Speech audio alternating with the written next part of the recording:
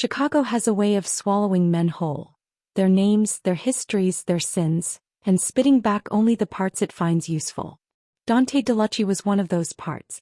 He had spent the better part of 20 years making sure that a certain decaying district on the south side existed only as a folded-up memory, the kind you tuck somewhere dark so it stops bleeding on everything else. He had an empire now. He had men who answered to his silence the way most people answer to a shout. He had a suit that cost more than most people's monthly rent, and a car that moved through the city like a quiet, rolling threat. What he did not have, and what he had long convinced himself he no longer needed, was a single reason to ever set foot in that part of town again. Then one rain-soaked Tuesday night, a dented old sedan with a Vane family crest on its bumper got hauled past his window. And everything he had so carefully buried came clawing straight back up. The black armored SUV rolled to a stop just shy of the curb, its headlights cutting twin beams through a wall of rain. The driver killed the engine without being told.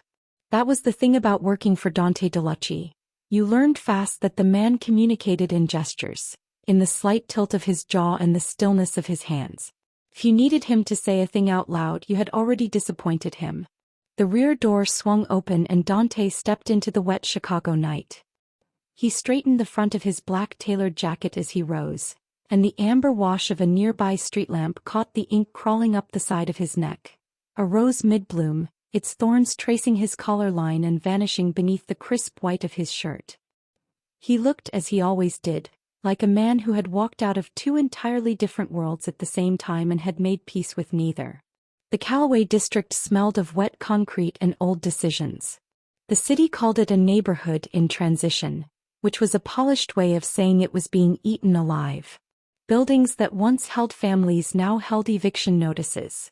Storefronts that once sold groceries now sold nothing. It was not an accident that places like this ended up hollowed out, and Dante DeLucci understood that better than most. He was here tonight for a meeting. A private gathering 2 blocks east in a basement the city did not officially acknowledge, where men in expensive shoes made arrangements that never touched a legitimate ledger. He had 15 minutes. He was not a man who ran late. He took one step toward the building. Then he stopped. Across the road, half swallowed by the shadow of a rusted chain-link gate, an old man stood in the rain. He was hunched forward, both arms wrapped around a canvas sack pressed to his chest, his thin shoulders trembling under a coat that had no business being anyone's only shield against that kind of weather. Beside him, a small girl, no older than 8, gripped the back of the old man's coat with both fists, her eyes fixed upward on his face as though waiting for him to say the words that would make the night stop being what it was. 2 men in matching dark jackets stood over them. One was pointing at the pavement with the kind of finger that belongs to a man who has never once been told no. Dante's driver, a man who had personally watched his employer dismantle 3 rival organizations with the composure of someone reading a lunch menu, said absolutely nothing. He simply watched the rearview mirror and waited. Dante stood still for 3 full seconds. Then he saw it. The crest was small. But Dante's eyes had been trained for decades to catch the things other people walked past. The Vane family crest. The same design he had stared at every single morning of his childhood, stitched into the headrest of a car seat, as a quiet, gray-eyed man named Arthur Vane drove a bruised and silent young boy to school and never once asked where the bruises came from. Dante's jaw shifted. His 15-minute meeting could wait. As he turned and walked with quiet, unhurried purpose across that rain-soaked road, he was not yet thinking about Cyrus Thorne by name. He did not yet know the full shape of what this night would become. All he knew in that particular moment was that the only man who had ever treated him like a boy worth saving was standing in the rain like a piece of discarded furniture. And that was something he was not going to walk past.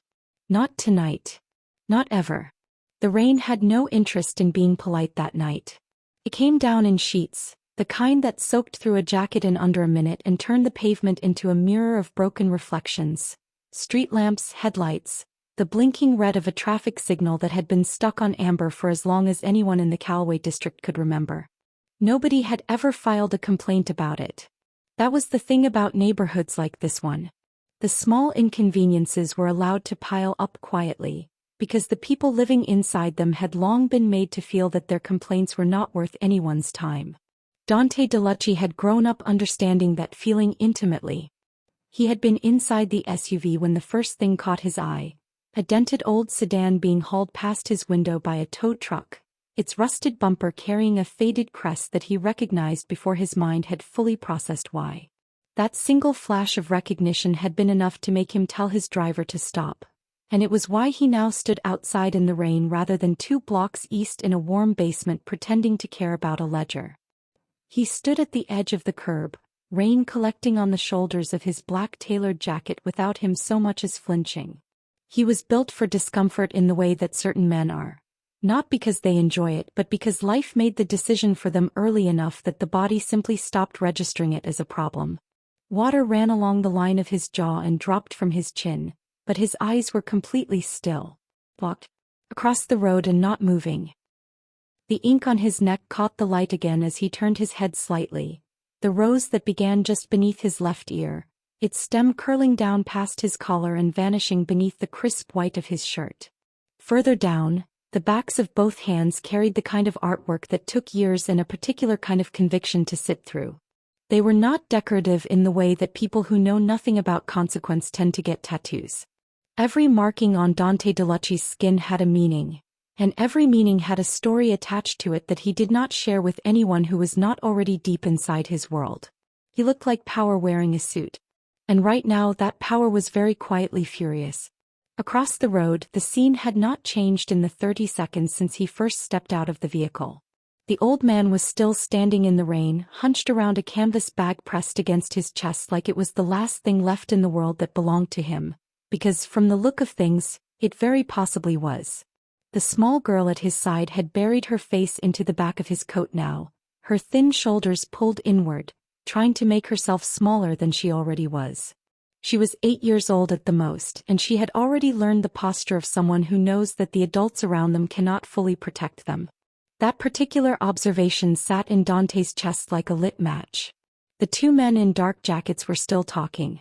The taller one had a clipboard, which people in his line of work often carried to give a paper-thin layer of legitimacy to what was, at its core, nothing more than organized intimidation dressed in a collared shirt. The second one stood slightly behind, arms folded, in the specific way that men stand when they are trying to look larger than the situation requires. They had not noticed Dante yet. They would.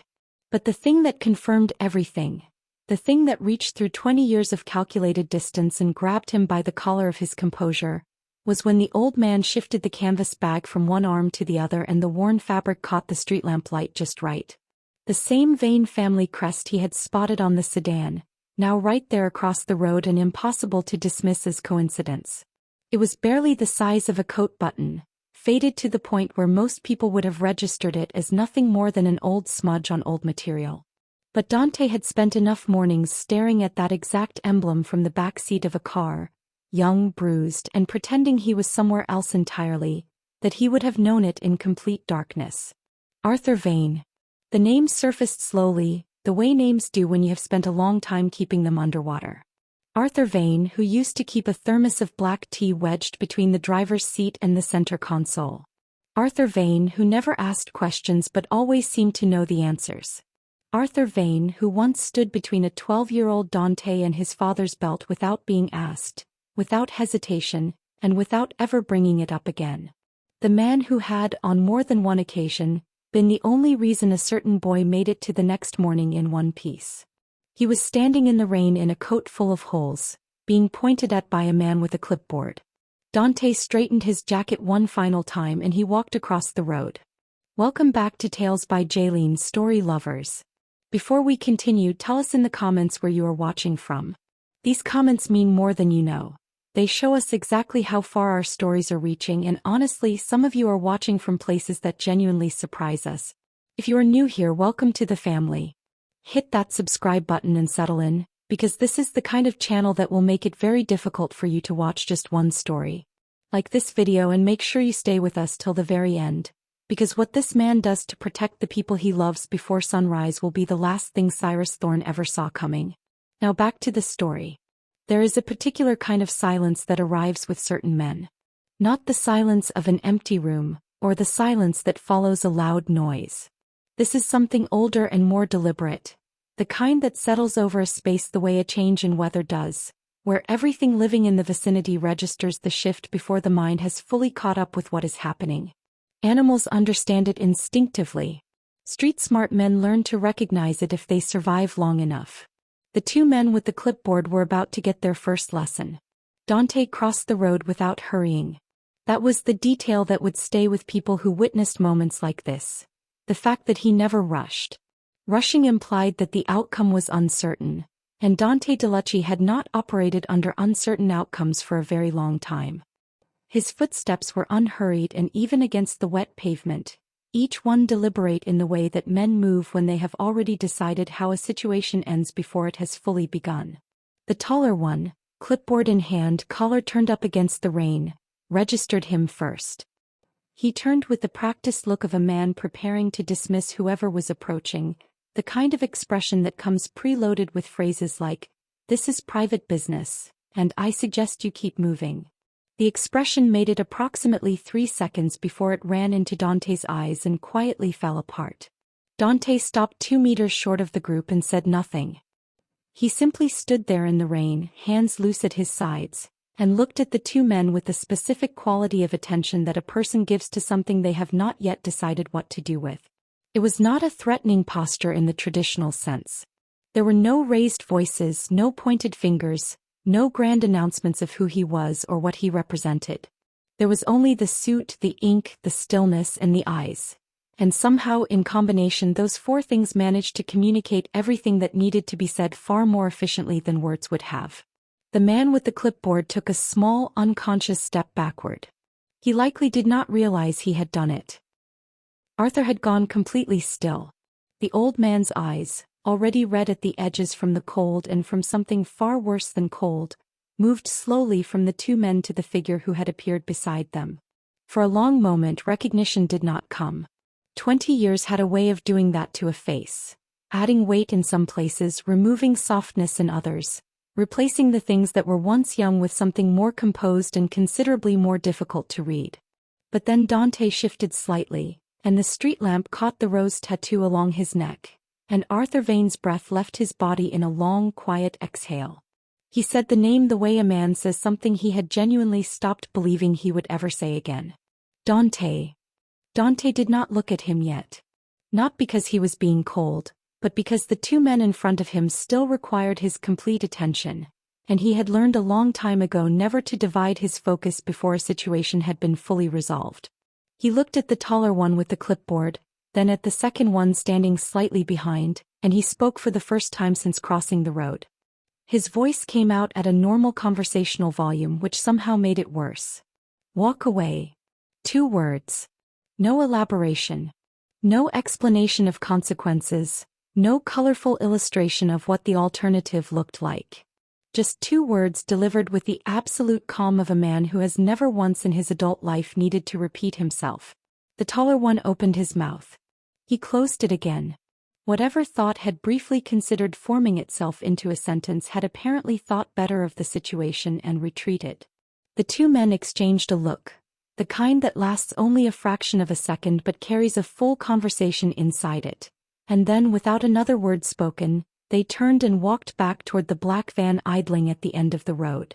The clipboard was left on the pavement. Neither of them bent to retrieve it. The rain filled the silence they left behind. Dante watched them go until the van's tail lights rounded the corner and were gone. Then only then he turned and looked at Arthur Vane properly, this thin, trembling old man in a coat full of holes, and something behind his eyes shifted in a way that very few people in the city of Chicago had ever been privileged enough to witness. Dante DeLucci looked just for a moment like the boy he used to be. Memory is a strange thing. It does not arrive in order and it does not ask permission. It surfaces when it wants to, pulled up by a smell, a sound, a face. And when it comes fully formed the way a photograph develops in a dark room. Slow at first, then all at once, until every detail is sitting right there in front of you as sharp and unforgiving as the day it was made. Standing in the rain looking at Arthur Vane, Dante remembered everything. He was 12 years old again in the narrow hallway of a house on the south side that smelled of cigarette smoke and something metallic underneath it. His father, Victor Delucci, was not a man who needed a reason. He needed only a mood, and the mood that particular evening had been arriving since noon, building the way pressure builds behind a sealed door, quietly and then all at once. Dante had made the mistake of being in the hallway when it finally broke. He remembered the sound of a belt being pulled free from its loops. What happened next was not something he had ever fully put into words, because some things resist language the way oil resists water. Arthur Vane had been in that house to collect the car keys for the following morning's run. He had no reason to be in that hallway. He had even less reason to step between a grown man in a fury and the boy that man was advancing toward. His job description contained no clause that covered it, and the pay certainly did not.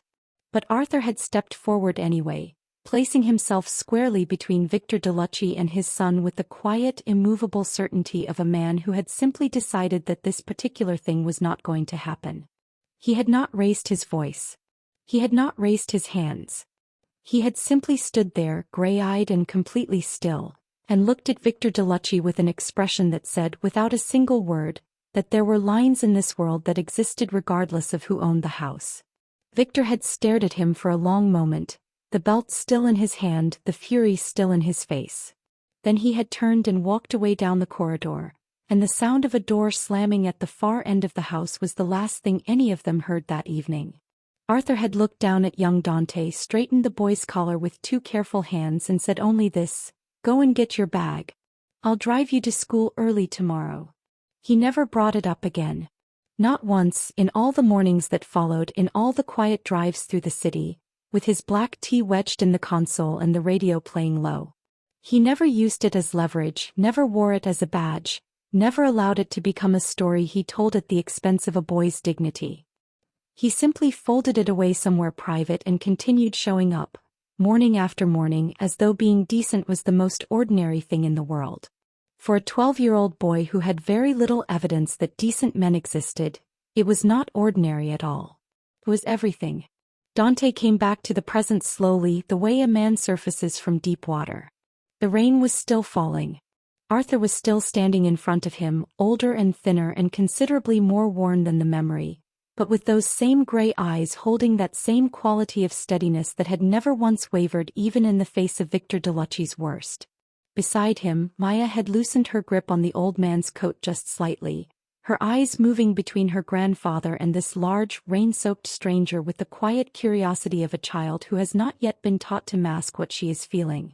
Dante looked at the eviction notice still taped to the door behind them. Something settled in his chest. Not anger exactly, though anger was present. It was something colder and more purposeful than anger. It was the specific quality of resolve that forms in a man when he has located the exact point at which his patience ends and his nature begins. He turned back to Arthur and held the old man's gaze for a long, steady moment. When he spoke, his voice was quiet enough that the rain nearly swallowed it. But Arthur heard every word with the clarity of a man receiving something he had not known he was owed. "The Vane name," Dante said, "will never touch the ground again. Not while I'm breathing." Arthur Vane said nothing. But for the first time that night he stood up straight. There is a difference between a man who is dangerous and a man who is informed. The first kind makes noise. He arrives with force and heat, kicking doors and making promises that his hands have to spend the rest of the evening cashing. The second kind does something far more unsettling. He sits down, he listens, and by the time he stands back up he already owns the room, the building it sits in, and every secret buried beneath its foundation. Dante Delucci had spent 20 years being both kinds of man. But if you asked the people who had felt the full weight of his attention, they would tell you without hesitation that the quiet version was the one that kept them awake at night. Arthur and Maya were settled before midnight. The penthouse on Michigan Avenue that Dante used for situations requiring discretion had been prepared in under 40 minutes. A phone call to the right person was all it ever took. Arthur had said very little during the drive over, sitting in the back seat with Maya tucked under his arm, her eyes finally closing somewhere between the Callaway district and the city's glittering north side. He had looked out of the window the entire way, watching Chicago slide past in streaks of wet light, and Dante had not pushed him to talk. Some conversations needed the dignity of the right moment. This was not yet it. Once they were inside and the door was secured, Dante made a second call. The man who answered on the third ring went by the name Felix Carr, though that was not the name his mother had given him, and the profession listed on his tax returns bore absolutely no resemblance to what he actually did for a living. Felix was, in the language of the world Dante operated in, an information broker, which was a refined way of saying that there was no locked room in the city of Chicago that Felix could not find a key to, given sufficient motivation in 48 hours. Dante rarely gave him 48 hours. Tonight he gave him 2. Felix called back in 90 minutes. Dante took the call in the kitchen, standing at the window with a glass of water he had not touched, watching the city below with the particular patience of a man who already suspects the news is bad and has simply been waiting for confirmation. It was considerably worse than bad. Cyrus Thorne, Felix explained, was the sort of man who had learned early that legitimacy was not a moral condition but rather a structural one, meaning that if you built your corruption neatly enough inside the right legal framework, it stopped looking like corruption altogether and started looking like enterprise. His property development firm, Thorne Meridian Group, had acquired 17 properties in the last 3 years alone, each one in a neighborhood the city had quietly earmarked for revitalization funding. The mechanism was always the same. Tenants were first subjected to what Felix described with clinical precision as a managed deterioration campaign, maintenance deliberately withheld, essential services quietly disrupted, low-level harassment applied with enough deniability to survive a cursory legal challenge. When that failed to move the stubborn ones, Thorne's contracted enforcement teams arrived with documentation that was, on close inspection, riddled with legal irregularities that a competent solicitor could have dismantled in an afternoon. The problem, of course, was that the people being evicted rarely had access to a competent solicitor. That was not an accident. That was the architecture of the whole operation. Arthur Vane had been one of the stubborn ones. Dante set down his glass. Then Felix said the thing that changed the temperature of the room entirely. Maya's parents, Lena and David Mercer, Arthur's daughter and son-in-law, had died 14 months ago in what the official police report described as a single-vehicle accident on the I-90 westbound, attributed to wet road conditions and driver fatigue. The case had been closed inside of 3 weeks. Felix had spent the better part of the last hour pulling thread on it, and what unraveled was not a closed case at all. David Mercer had been, at the time of his death, in active communication with a housing rights attorney. He had documented evidence of Thorne Meridian's tactics, photographed by hand over 6 careful months. He had a meeting scheduled for the morning after the accident. The attorney had waited at his office for 2 hours before receiving the call. The documentation David had compiled was never recovered from the vehicle. The road had been dry that night. Dante stood very still at the window for a long moment after Felix finished talking. The city below continued its indifferent business, lights blinking, traffic moving, entirely unaware that somewhere on the 14th floor of a Michigan Avenue building, a very specific and very final decision had just been made. He thanked Felix. He ended the call. Then he walked quietly to the hallway and looked through the half-open door of the room where Maya was sleeping. This small girl who had lost her parents to a man's greed and a road that the weather report said was dry, and he stood there for exactly long enough to make sure the image was fully committed to memory. He was going to need it for what came next. There is an old saying in certain circles that the most dangerous move a man can make is not the one that makes the loudest noise. It is the one that nobody hears coming until it has already landed. Cyrus Thorne woke up on Wednesday morning to 3 separate phone calls before 7 a.m., which was unusual, because the kind of men who worked for Cyrus Thorne had been carefully selected for their ability to handle problems without disturbing him before his morning coffee. The fact that all 3 were calling simultaneously told him, before he had said a word to any of them, that whatever was happening was not the kind of problem his carefully selected men knew how to handle. He was right. The first call was from his site foreman at the Callaway District Development, the crown jewel of Thorne Meridian's current portfolio, a 12-acre redevelopment project that was supposed to break ground formally in 4 days. The foreman's voice carried the particular strain of a man delivering news he would have preferred to deliver to someone else. Every member of the contracted labor crew had walked off the site at 6:45 that morning. Not noisily, not with placards or chanting. They had simply gathered their equipment, set it down in an orderly fashion, and left without a word to anyone. When the foreman tried to reach the union representative, he was told the matter was under internal review and that no timeline for resolution was available. The second call was from Thorne's legal team. The city's Department of Buildings had issued an emergency inspection order covering 4 of Thorne Meridian's active construction sites, effective immediately. The order cited concerns regarding structural compliance documentation, specifically discrepancies between the permits on file and the actual scope of work being conducted at each location. All 4 sites were to remain inactive pending full review. The review timeline, per the department's correspondence, was open-ended. The third call was from his financial director, who used the phrase frozen preliminary disbursements 3 times in under a minute, which was his refined way of saying that the city contractor accounts through which Thorne Meridian processed its development incentive funding had been flagged for audit by the Municipal Finance Office. No funds were moving in or out until the audit was complete.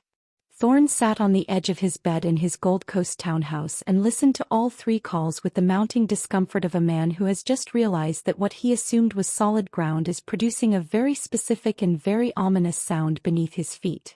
He told all 3 callers he would be in touch and hung up. Then he sat in silence for a moment, turning the shape of the morning over in his mind. 3 separate city departments. One night. No warning, no preceding correspondence, no pattern he could trace to a single source. In his experience, bureaucratic machinery moved with the enthusiasm of a glacier, slowly, visibly, and with considerable advance notice. What had just happened did not move like a glacier at all. It moved like something with a different kind of patience entirely. The kind that waits until it knows exactly where to press before it presses. He poured his coffee and told himself it was a coincidence. 2 blocks north of the Callaway site, a city building inspector named Gerald Mwangi was conducting his 3rd walkthrough of the morning with the methodical thoroughness of a man who had been personally reminded, by someone whose name he would not be repeating, that corners were not to be cut and reports were not to be softened. Gerald was a decent man who had spent 11 years watching developers like Thorne Meridian sail through inspections that should have grounded their projects indefinitely, and he approached this particular morning's assignment with the quiet satisfaction of someone who has been given, at last, the specific permission to simply do his job properly.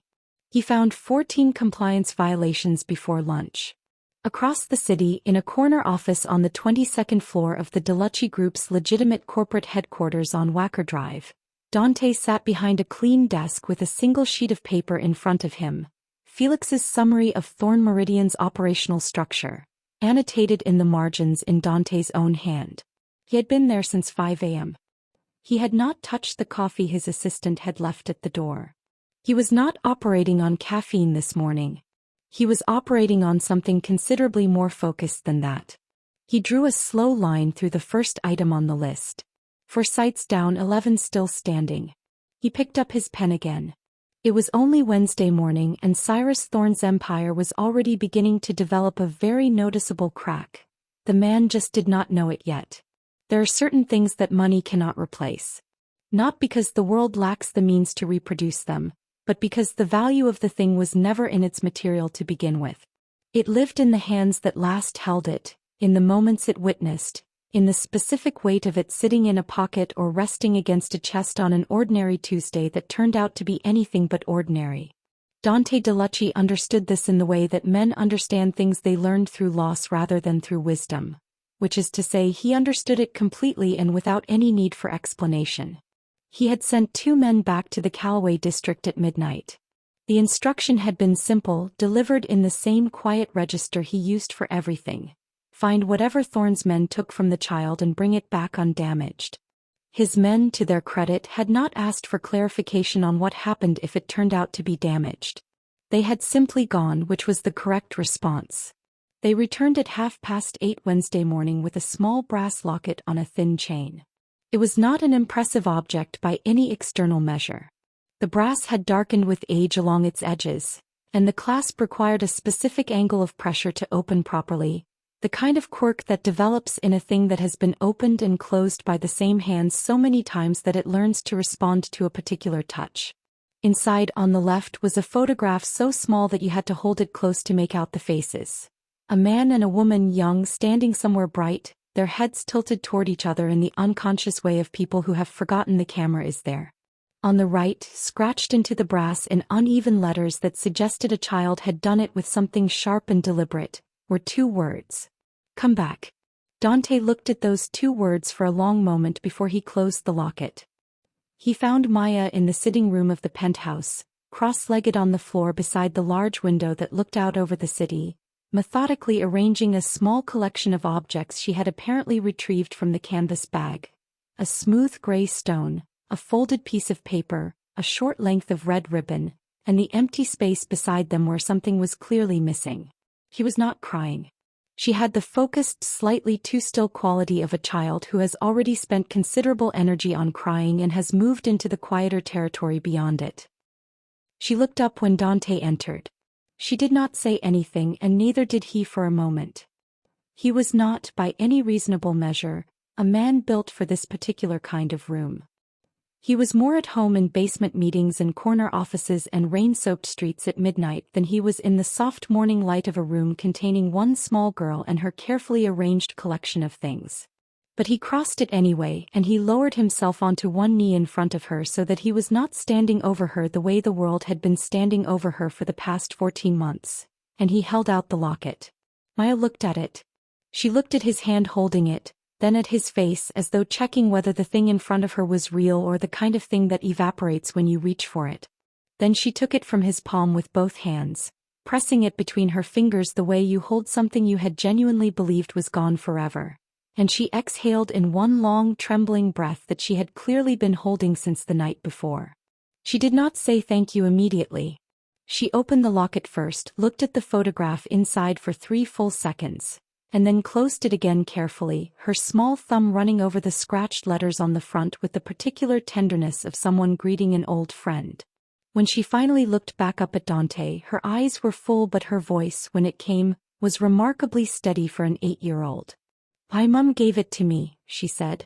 "She said as long as I had it, they weren't really gone." Dante held her gaze and said nothing for a moment. Then he said quietly and without any decoration, "She was right." He stood, straightened his jacket and walked back toward the door. Arthur was waiting in the hallway, leaning against the wall with his arms folded and his gray eyes carrying something that sat somewhere between relief and a gratitude too large to fit inside any available words. Dante passed him without stopping. But his hand, briefly and without ceremony, rested on the old man's shoulder as he went. There is a particular kind of message that does not require length.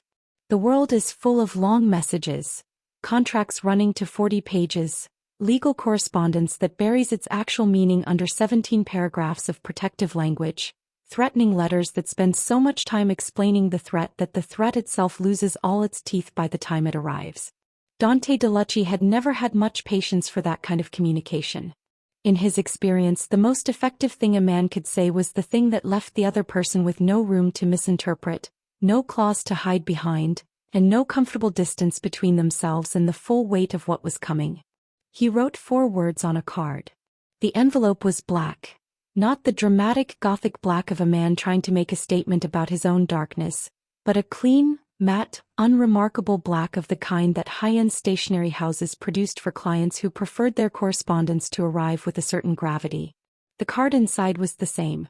No letterhead, no signature, no indication of origin that could be photographed and handed to a lawyer.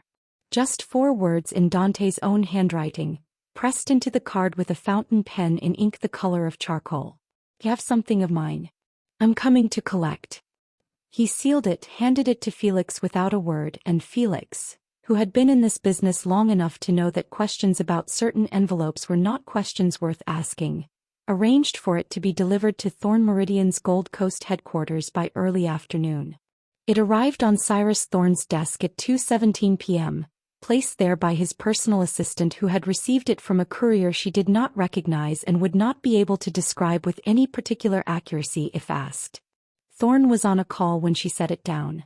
an increasingly strained conversation with one of his city council contacts, who was suddenly finding himself too busy to take further meetings and deeply apologetic about it in the specific way of men who have recently been made aware that a situation has shifted in a direction they had not anticipated and would prefer not to be standing near.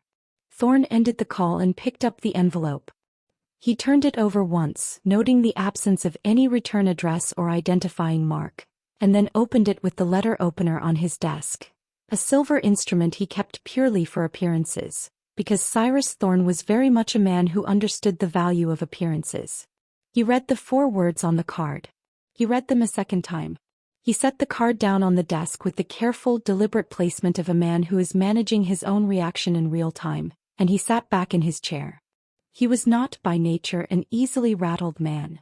Cyrus Thorne had built his empire on the foundational principle that every person had a number, a specific figure at which their resistance became negotiable, their principles became flexible, and their opposition became cooperation.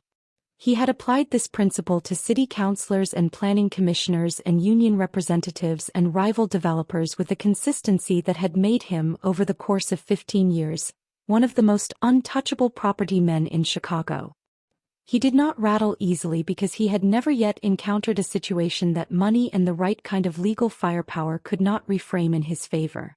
But there was something about those 4 words that sat in his chest in a way that his usual armor did not quite cover. It was not the words themselves. It was what they were not. There was no demand for money, no ultimatum with a deadline attached, no list of grievances to be negotiated. There was only the announcement of an intention, delivered with the complete absence of agitation that characterized a man who was not working himself up to something but had already arrived at it internally some time ago and was now simply notifying the relevant party as a matter of courtesy. Thorne called his head of security.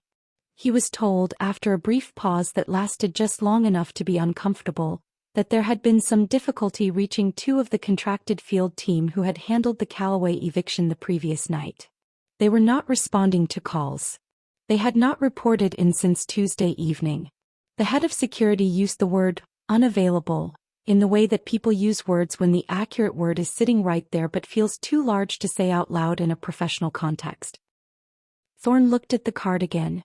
For the first time in a very long time, Cyrus Thorne felt the specific and deeply unfamiliar sensation of being on the wrong side of a situation he did not fully understand, and understanding slowly and with considerable discomfort that whoever had sent this envelope understood it completely.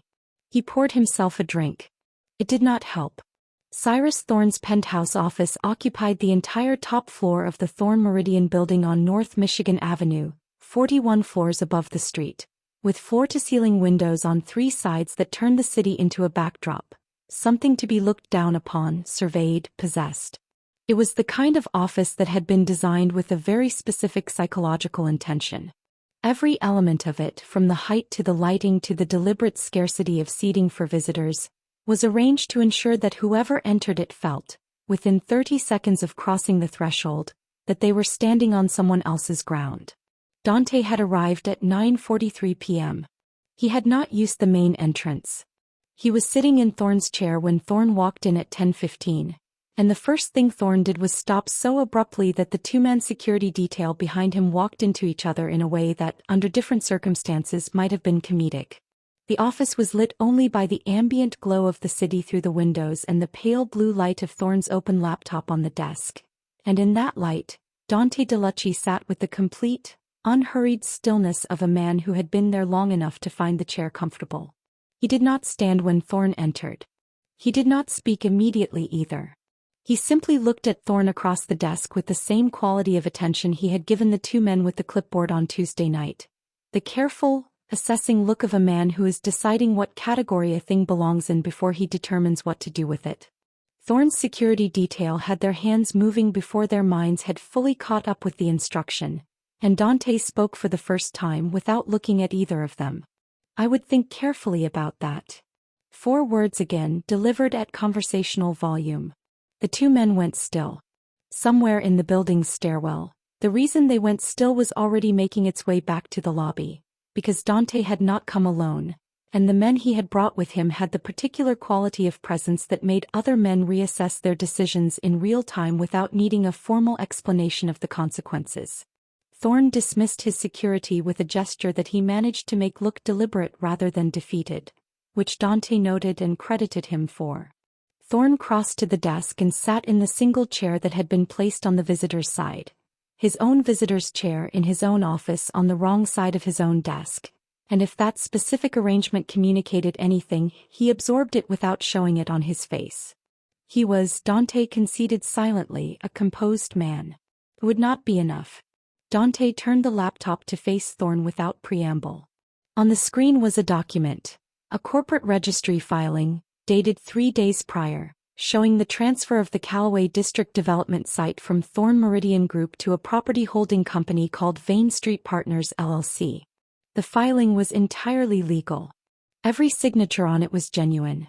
Every procedural step had been followed with a thoroughness that would survive any level of scrutiny, because the attorney who had processed it was the best in the state and the acquisition had been structured around debt instruments that Thorne Meridian had, until 72 hours ago, believed were safely buried inside 3 layers of corporate paperwork. Thorne looked at the screen for a long moment. "That's not possible," he said. "It was possible as of Monday," Dante replied. "You had defaulted on the municipal bond covenant attached to the site. You were simply not aware that anyone had noticed." Thorne's jaw shifted in a way that confirmed he had not in fact been aware. Dante turned the laptop back and continued, with the measured efficiency of a man reading a shopping list. The 4 frozen construction sites would remain frozen pending the outcome of the compliance review, the timeline for which had been extended by a contact in the Department of Buildings to no earlier than the following financial quarter. The municipal contractor accounts would remain under audit for the same period, effectively severing Thorne Meridian's access to the city incentive funding that constituted 30% of its operating capital. The 2 contracted field operatives from the Callaway Eviction had, that afternoon, provided signed affidavits to a housing rights attorney regarding the tactics employed against Arthur Vane and 14 other tenants across 3 separate properties, which affidavits were currently sitting in a filing cabinet 3 blocks away, available for submission the moment Dante determined the timing was right.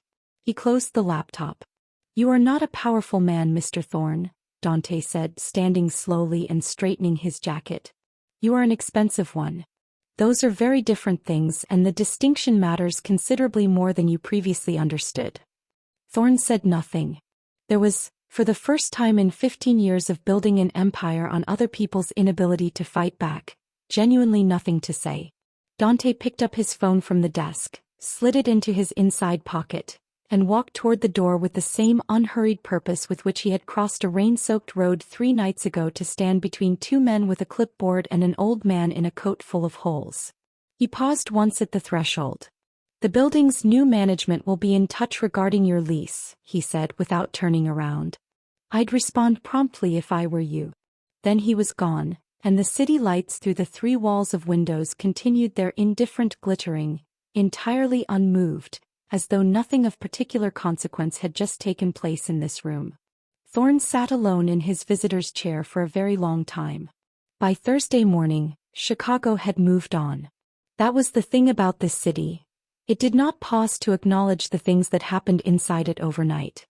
It simply continued, indifferent and relentless, its traffic grinding forward, its coffee shops opening on schedule, its newspapers carrying stories about everything except the quiet, thorough dismantling of one man's empire that had taken place across the last 48 hours in plain sight of every institutional structure that had spent years looking the other way. The city did not know what had happened. Did not need to. The people it had happened for knew, and that was sufficient. Arthur Vane knew. He was standing at the kitchen counter of the Michigan Avenue penthouse when Dante came through at 7 a.m., his hands wrapped around a mug of black tea, not the thermos from the old days, but close enough to carry the echo of it, looking out of the window at the lake with the particular expression of a man who has set down a weight he had been carrying for so long that the absence of it feels almost foreign. He had slept properly for the first time in 14 months. Dante could tell by the way he was standing. Upright, unhurried, occupying his own space with the quiet dignity that eviction notices and clipboard men and a year of grief had been systematically trying to strip from him. He looked in the morning light like Arthur Vane again. They did not have a long conversation. They were not men who required length for the things that mattered most. Arthur said that Maya had slept through the night without waking, which she had not done since the accident. Dante nodded. Arthur said he supposed arrangements would need to be made regarding where they went from here. Dante told him the arrangements had already been made, and that a property manager would be in touch by end of day regarding a house in Lincoln Park. A proper house with a garden and a working gate and a landlord whose name was attached to a Delucci holding company and who would therefore never once in Arthur's remaining lifetime find reason to send a man with a clipboard to the front door. Arthur looked at him for a long moment over the rim of his mug. He did not say that Dante did not have to do that. He understood, perhaps better than anyone alive, that this was not charity and it was not generosity in the conventional sense. It was the settling of a debt that had been sitting on Dante Delucci's books for 20 years, and Arthur Vane was far too decent a man to insult it by refusing. He simply said, "Thank you, son." Dante held his gaze for exactly as long as those two words deserved. Then he took his coffee to the balcony and closed the door behind him. The morning air was cold and clean in the way that Chicago mornings sometimes are after heavy rain, when the city smells briefly of something other than itself. The lake stretched out to the east, flat and gray and enormous, and the skyline ran along its edge in both directions. Glass and steel and concrete and ambition stacked 40, 50, 60 floors into a sky that was just beginning to decide what color it wanted to be. Dante stood at the railing with both hands wrapped around his cup and looked at it all with the specific quality of attention a man gives to something he has just irrevocably recommitted himself to. He had come to the Callaway district Tuesday night for a meeting about ledgers and arrangements and the efficient continuation of an empire. He was leaving it as something he had not been in a very long time. A man with a reason that had nothing to do with power or protection or the preservation of his own carefully constructed world. He was, and he recognized this with the clear-eyed honesty of someone who has stopped arguing with his own nature, the city's silent guardian now. Not by appointment, not by announcement. Simply by the fact of what he had done and what he was prepared to do again without hesitation, the next time the city swallowed someone whole and spat them out onto a rain-soaked pavement with a clipboard pointed at their chest. His quiet life, such as it had ever been, was over. He was, in ways he could not fully articulate and did not particularly need to, completely at peace with that. Inside he could hear Maya's voice, small and clear and unhurried, telling Arthur something about the lake, something she had apparently decided was important enough to share at 7 in the morning, and Arthur's low warm response confirming that yes, it was very big, and yes they could go and look at it properly sometime soon. Dante looked out at the water. He thought about Cyrus Thorne sitting alone in a visitor's chair in his own office, staring at a laptop screen, trying to locate the moment it had all come apart and finding, every time he looked, that it had come apart long before Tuesday night, from the moment he had made the precise and catastrophic miscalculation of treating the wrong neighborhood as though it had no one left to defend it. He thought about a 12-year-old boy in a narrow hallway, and a gray-eyed man who had simply decided that certain things were not going to happen on his watch. He thought about 2 words scratched into a brass locket by a child who refused to accept that love had an ending. He raised his cup slightly toward the skyline, not a toast exactly, more an acknowledgement, and then he finished his coffee and went back inside. Behind him, the city continued without comment, its streets already carrying the first threads of the day's ordinary business, entirely unaware that somewhere beneath the surface of all that noise and movement and indifferent commerce, a grave had been disturbed. They thought they were clearing a slum. They did not realize they were digging up a grave. And that, right there, is the story of a man who never forgot where he came from, and made sure the city never forgot either.